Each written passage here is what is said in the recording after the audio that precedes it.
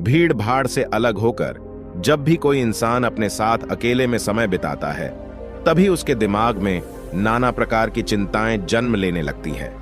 मनुष्य की प्रवृत्ति ही ऐसी है कि वो ज्यादातर समय नकारात्मक ही सोचता है। अपने लक्ष्य को कैसे प्राप्त किया जाए, ये सोचने की जगह है। वो ये सोचता है कि अगर लक्ष्य पूरा नहीं हुआ तो मैं क्या करूंगा, और इस प्रकार की नकारात्मक विचारधारा के कारण जीवन परांत डर डर कर जीता रहता है। अगर पूरी बुद्धिमानी और सजगता के साथ इस डर को समझाना जाए तो यही डर इंसान के पतन का कारण बनता है। ऐसा मनुष्य जो खुद पर संजय करता है, खुद पर संदेह करता है, भला वो कैसे सफल हो सकता है। लेकिन बुद्धिमानी से अगर इस डर का उपयोग किया जाए तो यही डर उसकी सबसे बड़ी ताकत बन सकता है। काश केवल एक बार उसने खुद पर विश्वास किया होता तो उसे मालूम होता है कि उसके डर में ही उसकी ताकत का रहस्य छुपा हुआ है। यह कहकर सन्यासी चुप हो गया और चुपचाप अपने कदमों पर ध्यान लगाते हुए जंगली घास पे से आगे बढ़ने लगा। संध्या का समय था। सन्यासी और एक लकड़हारा जंगल में से होकर गांव की तरफ निकल रहे थे। सन्यासी के ये शब्द लकड़हारे को कुछ समझ में नहीं आए। वो सोच रहा था कि डर में ताकत कैसे हो सकती है। डर तो आदमी को कमजोर बनाता है। अपने मन की उत्सुकता को जब वह काबू नहीं कर सका तो उसने सन्यासी से पूछा कि महात्मा ना, आप ये क्या कह रहे हैं कि डर में ताकत होती है? डर तो आदमी को कमजोर बनाता है, उसे तो अपना डर दूर करना चाहिए। करारा अपनी बात पूरी कर पाता उससे पहले ही उसे एक शेर की दहाड़ सुनाई दी। शेर की गर्जन सुनकर लकड़हारे का रोम रोम कांप गया। उसके कान खड़े हो गए। जंगल से आती एक एक आहट उसे साफ सुनाई दे रही थी। उसके कदम वहीं पर जम गए थे। वो भी नहीं पा रहा था। उसे पता था कि थोड़ी सी हरकत उसकी जान जोखिम में डाल सकती है। उसका दिल तो तेजी के साथ धड़क रहा था, लेकिन फिर भी वो अपनी सांसों पर काबू पाने का प्रयास कर रहा था। कुछ देर बाद जब खतरा टल गया तब सन्यासी ने कहना शुरू किया।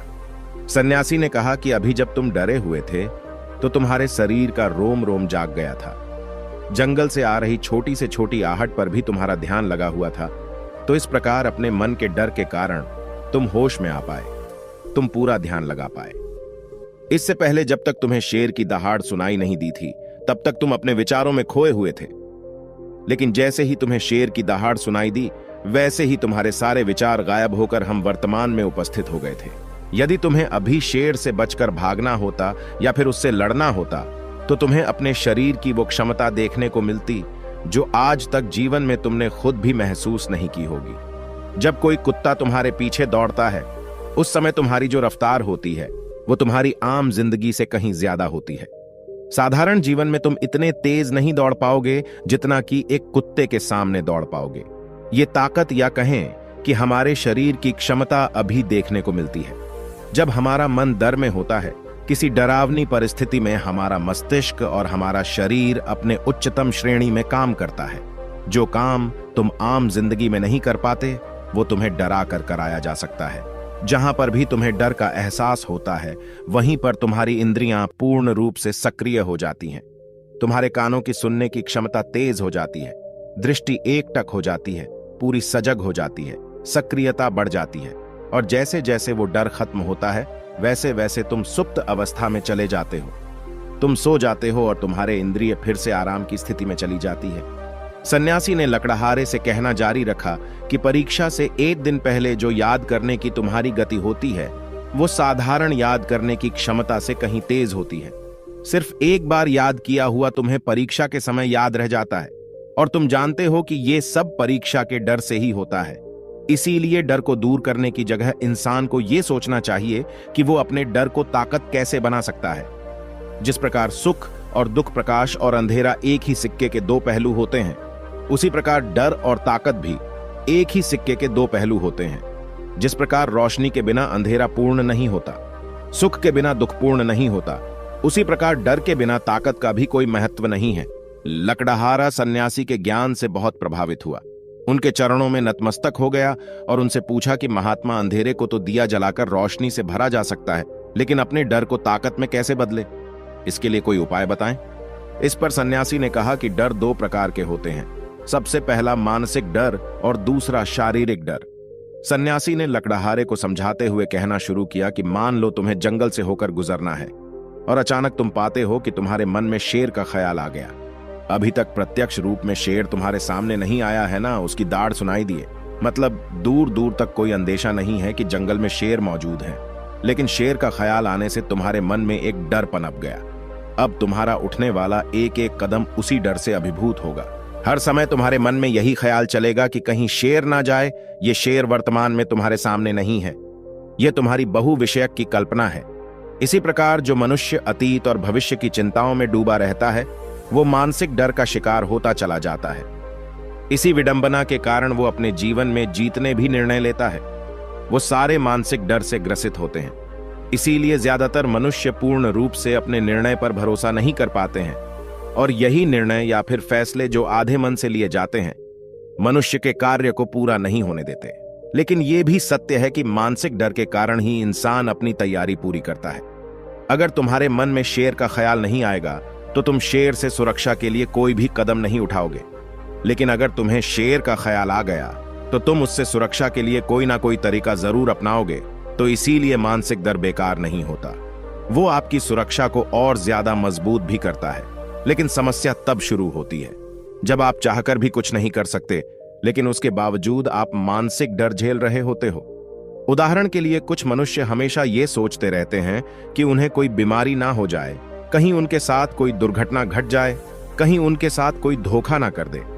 लेकिन इन सब घटनाओं पर उनका कोई जोर नहीं होता है, ये उनके हाथ में नहीं होता है। अगर दुर्घटना होनी होगी तो होगी ही, अगर बीमारी होनी होगी तो होगी ही। अच्छा खान पान और अच्छी दिनचर्या का पालन करने के बाद भी अगर कोई मनुष्य बीमार हो जाता है तो ये उसके नियंत्रण के परे की बात है। अपनी तरफ से उसने पूरी कोशिश की और यही उसका कर्तव्य था। उसमें कोई कुछ क्या कर सकता है? जो घटनाएं इंसान की पहुंच के परे होती है, वो उनसे भी परेशान होता रहता है, उनसे भी उसका मन घबराता रहता है, और यही मानसिक डर उसके पतन का कारण बनता है। और यही मानसिक डर अगर सही तरीके से इस्तेमाल किया जाए तो मनुष्य समझदार और अनुभवी कहलाएगा। जो इंसान ये सोचता है कि कांटे सिर्फ दर्द देने के लिए ही बने हैं, वो ये भूल जाता है कि कांटे ही फूलों की रक्षा करते हैं। इसी प्रकार एक ज्ञानी मनुष्य किसी भी चीज का उपयोग अपने सकारात्मक तरीके से कर सकता है, लेकिन एक अज्ञानी मनुष्य है अपनी अज्ञानतावश उन चीजों को भी छोड़ देता है जो उसके लिए उपयोगी होती है। विवेकशील मनुष्य फेंके गए पत्थरों का भी महल खड़ा कर लेता है, लेकिन एक वैज्ञानिक मनुष्य उन पत्थरों को दूसरों पर फेंकता रहता है। अगर किसी मनुष्य को अपने मानसिक डर को ताकत में बदलना है तो उसके कुछ नियम हैं, कुछ उपाय है। सबसे पहला उपाय, अपने विचारों का निरीक्षण। अगर हम अपने जीवन में अपने विचारों का निरीक्षण करेंगे तो हम पाएंगे कि ज्यादातर विचार हमारे काल्पनिक होते हैं, और इसीलिए जो डर उन विचारों के कारण पनपता है वो भी काल्पनिक होता है। ज्यादा सोचने वाले लोगों को जब सोचने के लिए कुछ नहीं मिलता तो वो निरर्थक बातों के बारे में सोचने लगते हैं, और वो बेकार के विचार उसे तो परेशान करते ही हैं, साथ के साथ उसके परिजनों को, उसके सगे संबंधियों को भी परेशान करते हैं।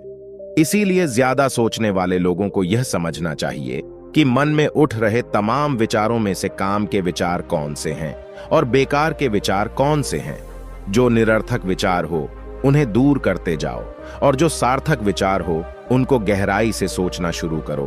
तभी तुम्हारी समस्याओं के, तुम्हारी उलझनों के उपाय निकलेंगे। मानसिक डर को दूर करने का दूसरा उपाय है उसका सामना करना।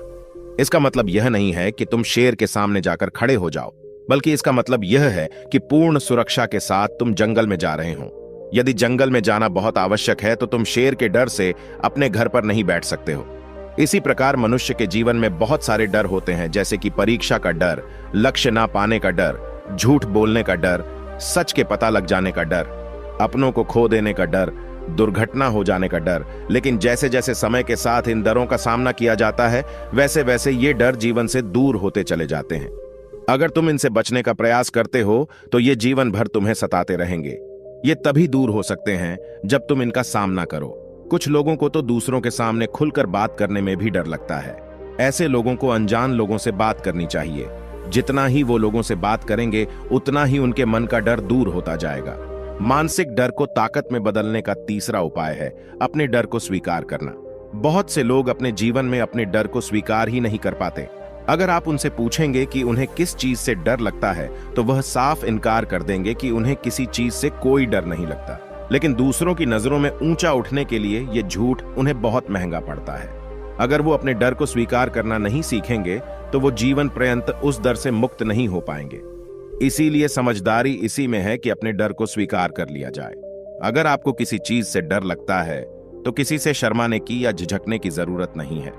हर मनुष्य को, हर इंसान को किसी ना किसी चीज से डर लगता ही है, और आप पाएंगे कि जैसे ही आप अपने डर को स्वीकार करते हैं वैसे ही आपका डर खत्म होना शुरू हो जाता है। और जितना ही आप अपने डर को छुपाने की कोशिश करेंगे आपका डर उतना ही मजबूत होता चला जाता है। ये सारे तरीके तुम्हारे मानसिक डर को दूर कर सकते हैं, लेकिन शारीरिक डर को दूर करने के लिए तुम्हें दूसरे तरीके अपनाने होंगे। सबसे पहले यह समझो कि शारीरिक डर कौन सा होता है। मान लो तुम किसी जंगल से गुजर रहे हो और अचानक तुम्हारे सामने शेर आ जाता है। तुमने पहले नहीं सोचा था कि शेर तुम्हारे सामने आ सकता है, लेकिन जब वो तुम्हारे सामने आता है तो तुम्हारी सारी शारीरिक गतिविधियां शिथिल हो जाती है। तुम्हारी सांसें अटक जाती हैं, मस्तिष्क काम करना बंद कर देता है और तुम्हारा दिल तेजी के साथ धड़कने लगता है। तो इसीलिए जब बिन सोची बात हमारे साथ घटित होती है तो हमारा शरीर उस डर को महसूस कर पाता है, और वही शारीरिक डर कहलाता है। ऐसे समय में शारीरिक डर को दूर करने के कुछ उपाय हैं, कुछ तरीके हैं। सबसे पहला उपाय तो यही है कि अपने ऊपर संयम रखें। जब किसी मनुष्य के साथ बिन सोची बात घटती है तो सबसे पहले उसका संयम टूट जाता है, और संयम टूटने के साथ उसका मस्तिष्क काम करना बंद कर देता है, और इसी वजह से सोचने और समझने की प्रक्रिया भी रुक जाती है, क्योंकि हमारा शरीर उसी प्रकार कार्य करेगा। इस प्रकार हमारा मस्तिष्क उसे निर्देश देगा। अगर मस्तिष्क की सोचने समझने की शक्ति खत्म हो गई तो हमारा शरीर भी शिथिल हो जाता है। तो इसीलिए अगर कठिन समय में मनुष्य अपने ऊपर संयम रखता है तो उसका मस्तिष्क सही तरीके से काम करता है और वो सही निर्णय लेकर उस परिस्थिति से तत्काल बाहर आ सकता है। यहां पर दूसरा उपाय समझने का यह है कि जीवन में कुछ भी घटित हो सकता है। जीवन बड़ा चमत्कारिक होता है, वो हमारी सोच के अनुरूप नहीं चलता, बल्कि उसमें कुछ भी हो सकता है, और यही जीवन की खूबसूरती होती है।